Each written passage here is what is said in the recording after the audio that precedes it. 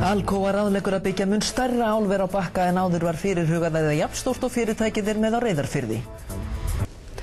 Alcoa skoðar hvort hægt sé að byggja stærra álver á Bakka við Húsavík en áður var fyrirhugað eða allt upp í 346.000 tonn. Lillý Valgerður Pétursdóttir segir frá þessu. Í júní voru fyrstu drög að matsáætlun vegna álvers á Bakka við Húsavík auglýst.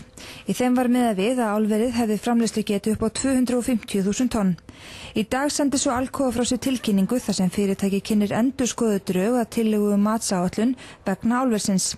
Í þeim gert ráð fyrir að álverið geti verið mun stærra en áður var gert ráð fyrir eða með framleiðslugetu allt frá 250.000 tonnum til 346.000 tonna á ári. Alcoa hefur áður lýst yfir áhuga á því að nýta meiri orku í álveri á Bakka ef hún til staðar og byggja álver svipað og Fjarðarál á Reyðarfirði.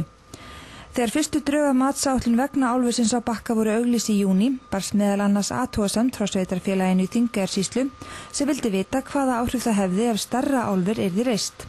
Og segir Alcoa að í framhaldi af því hafi verið ákveðið að hefja matsferlið á ný og meta umhverfisáhrif álvers með framleiðslugetu frá 250 til 346.000 tonna. Í síðasta mánuði framlengdu fulltrúar Alcoa, ríkisstjórnarinnar og Norðurþings viljayfirlýsingu rannsóknir og hagkvæmni þess að reisa álver á Bakka.